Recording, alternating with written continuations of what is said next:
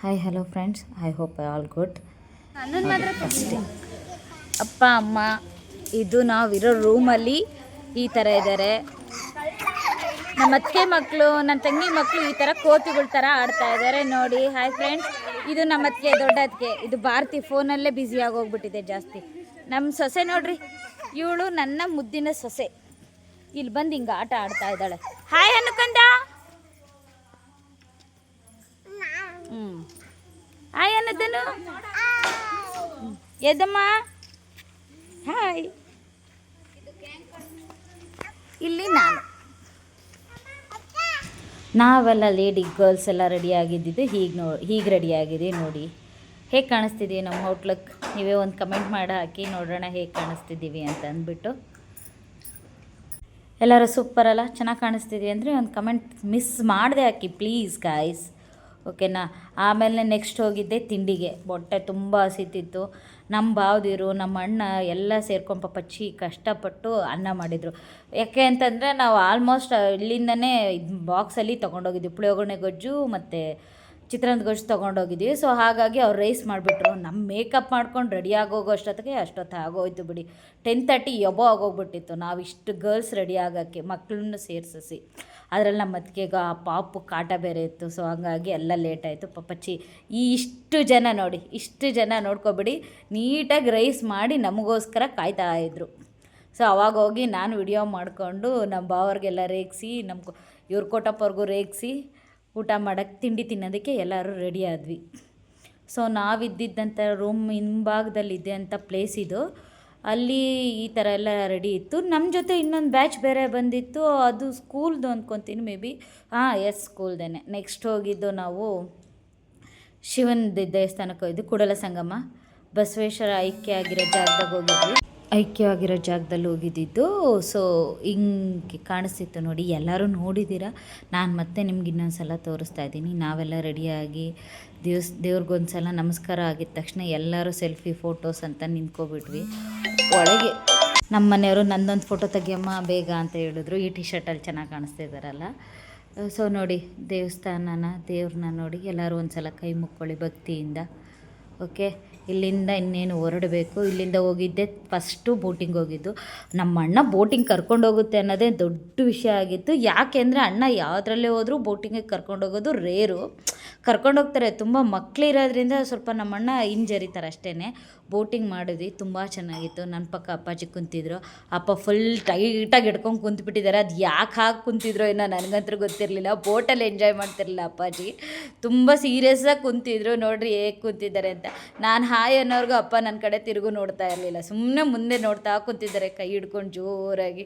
Smile ಮಾಡ್ತಿಲ್ಲ ನೋಡಿ ನಮ್ಮ ಅಪ್ಪಾಜಿ. ನಮ್ಮ ಮನೆಯವ್ರಿಗೆ ಹಾಯ್ ಅಂದಿದ್ದಕ್ಕೆ ಹಾಯ್ ಅಂತ ಪೋಸ್ ಕೊಟ್ಟರು ದೊಡ್ಡದಾಗಿ. ನೋಡಿರಿ ಹೆಂಗೆ ಮಾಡ್ತಾಯಿದ್ದಾರೆ ಅಂತ ಅಂದ್ಬಿಟ್ಟು.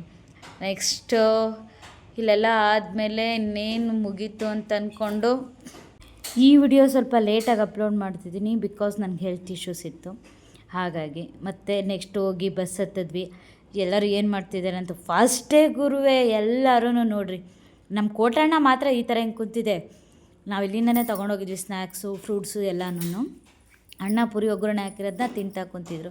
ನಮ್ಮ ನೆಕ್ಸ್ಟ್ ಬ್ಯಾಚ್ ಏನು ಮಾಡ್ತಾರೆ ನೋಡಿರಿ, ನಮ್ಮ ಅಕ್ಕ ನಿದ್ರೆಗೆ ಜಾರಿರೋದು ನೋಡಿರಿ, ಎಷ್ಟು ನೀಟಾಗಿ ನಿದ್ದೆಗೆ ಹೋಗ್ತಾ ಇದ್ದಾರೆ ನಮ್ಮ ಅಕ್ಕ ಅವರು. ನಿದ್ರಾದೇವಿ ಅಟ್ಯಾಕ್. ನಮ್ಮ ಭಾವ ಪಪ್ಪಚ್ಚಿ ಎದ್ದಿದ್ರು, ಮೊಬೈಲ್ ನೋಡ್ತಾಯಿದ್ರು. ನಮ್ಮ ಅಕ್ಕಂಗೆ ಹಂಗೋ ಹಿಂಗೋ ಅಂತ ಸ್ವಲ್ಪ ತೀಟೆ ಮಾಡೋಣ ಅಂತ ಹೋದೆ. ಮೇನ್ ಇವ್ರಿಗೊಂದು ದೊಡ್ಡ ಮೋಟಿವೇಟ್ ಅಂದರೆ ಇವರೇ. ಬಿಕಾಸ್ ನಾನು ಈ ವಿಡಿಯೋ ಅಪ್ಲೋಡ್ ಮಾಡೋಕ್ಕೆ, ಯೂಟ್ಯೂಬ್ ಮಾಡೋಕ್ಕೆ ನನ್ನ ಬಿಗ್ ಸಪೋರ್ಟರ್ ಅಂದರೆ ಇವರೇ. ನಮ್ಮ ದೊಡ್ಡಣ್ಣ ಪರ್ಮಿಷನ್ ಕೊಡೋವರೆಗೂ ನಾನು ಯೂಟ್ಯೂಬ್ ಓಪನ್ ಮಾಡ್ತೀನಿ ಅಂತ ಹೇಳಿರಲಿಲ್ಲ. ಯಾಕಂದರೆ ನಮ್ಮ ದೊಡ್ಡಣ್ಣಗೆ ನಾನು ತುಂಬ ಹೆದರ್ತೀನಿ. ಹಂಗಾಗಿ ನಮ್ಮ ಅಪ್ಪಾಜಿ ನೋಡ್ರಿ, ನಮ್ಮಮ್ಮ ಹೇಗೆ ನಿದ್ದೆ ಮಾಡ್ತಾ ಇದ್ದಾರೆ. ನನ್ನ ತಂಗಿ ಅಂತೂ ಸೋಗಯ್ಯ, ಮಗು ನೋಡ್ರಿ ತೊಡೆ ಮೇಲೆ ಹಾಕೊಂಡು ಮನಿಕೋಗ್ಬಿಟ್ಟಿದ್ದಾರೆ. ನಮ್ಮ ಭಾರತಿ ಮನಗಿದ್ದಾರೆ, ಮಗು ಮಾತ್ರ ಮೊಬೈಲ್ ನೋಡೋಕೆ ಕುಂಡ್ರಿಸ್ಬಿಟ್ಟು ಅಚ್ಚುಕಟ್ಟಾಗಿ ನಿದ್ದೆ ಮಾಡ್ತಾಯಿದ್ದಾರೆ. ಮೇಡಮ್ ಅವರು ಕಮೆಂಟ್ ಹಾಕಿ, ಮೊಬೈಲ್ ತೋರಿಸ್ಬಾರ್ದು ಮಕ್ಕಳಿಗೆ ಅಂತ ಪ್ಲೀಸ್. ನಮ್ಮ ಅಣ್ಣನೂ ಅದೇ ಕೆಲಸ ಮಾಡ್ತಿದ್ದಾರೆ. ಏನು ಮಾಡೋಕ್ಕಾಗತ್ತೆ, ಮಕ್ಕಳು ನೋಡಿ ಒಬ್ಬರು ನೋಡ್ತಾ ಇದ್ದಾರೆ ಅಂದರೆ ಇಡೀ ಸೈನ್ಯ ನೋಡೋಕ್ಕೆ ಶುರು ಆಗಿಬಿಡುತ್ತೆ ಎಲ್ಲನೂ. ಇವರೇ ನನ್ನ ಸೊಸೆ ಮುದ್ದು ಕ್ಯೂಟಿ ಪೈ. ಹೇಗಿದ್ದಾಳೆ? ಇವರೇ ನಮ್ಮ ದೊಡ್ಡಣ್ಣ ಅಂದಿದ್ದು. ಇವ್ರಿಗೆ ನಾನು ಸಿಕ್ಕಾಪಟ್ಟೆ ಹೆದರ್ಕೊಳೋದು.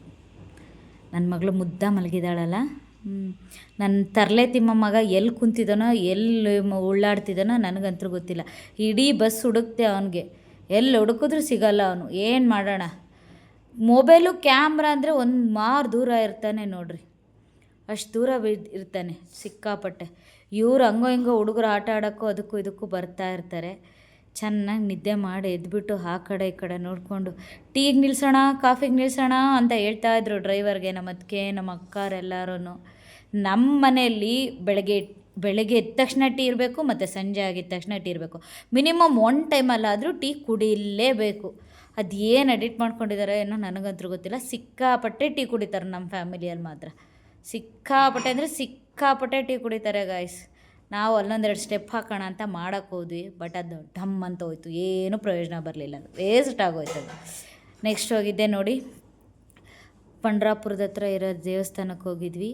ಇಲ್ಲೆಲ್ಲ ಶಿವಾಜಿಯವ್ರದ್ದು ಚಿಕ್ಕ ಚಿಕ್ಕ ಕೊಂಬೆ ಇಟ್ಕೊಂಡು ತುಂಬ ಚೆನ್ನಾಗಿ ರೋಡ್ ತುಂಬ ಅಲಂಕಾರ ಮಾಡಿದರು. ಈ ಸೈಡಲ್ಲಿ ಈ ಥರ ದೀಪಾವಳಿ ಆಚರಣೆ ಮಾಡ್ತಾರೆ ಅನ್ನೋದು ನನಗೆ ಗೊತ್ತಿರಲಿಲ್ಲ.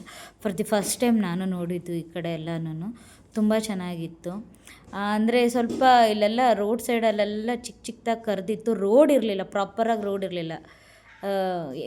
ಹೆಂಗಂದ್ರೆ ಹಾಗೆ ಇದ್ದಿದ್ದು. ಮಧ್ಯ ಸಂಧಿಯಲ್ಲಿ ಹೋಗಿ ಪಂಡ್ರಾಪುರದಲ್ಲಿ ಪಾಂಡುರಂಗನ ನೋಡ್ಕೊಂಬರ್ಬೇಕಾಗಿ ಬಂತು. ಪಾಂಡುರಂಗಂಗೆ ಒಂದು ದೊಡ್ಡ ನಮಸ್ಕಾರ ಮಾಡಿರಿ. ಹೀಗೆ ಕಾಣಿಸ್ತಿದ್ದು ಪಾಂಡುರಂಗ ನಾವು ನೋಡೋಕ್ಕೆ ಹೋದಾಗ. ಆಮೇಲೆ ನೈಟ್ ಊಟ ಮುಗಿಸ್ಕೊಂಡು ನನ್ನ ಮಗ ನೋಡ್ರಿ ಈಗ ಕಾಣಿಸ್ಕೊಂಡ, ಹೇಗಿದ್ದಾನೆ, ಹಾಯ್ ಏನ್ರಿ ಅವನಿಗೆ. ಎಲ್ಲರೂ ಊಟ ಮುಗಿಸ್ಕೊಂಡು ರೂಮ್ ಕಡೆಗೆ ಹೊರಟ್ವಿ. ಓಕೆ ಗಾಯ್ಸ್, ಎಲ್ರಿಗೂ ಬಾಯ್. ಎಲ್ಲರೂ ಲೈಕ್ ಮಾಡಿ, ಶೇರ್ ಮಾಡಿ.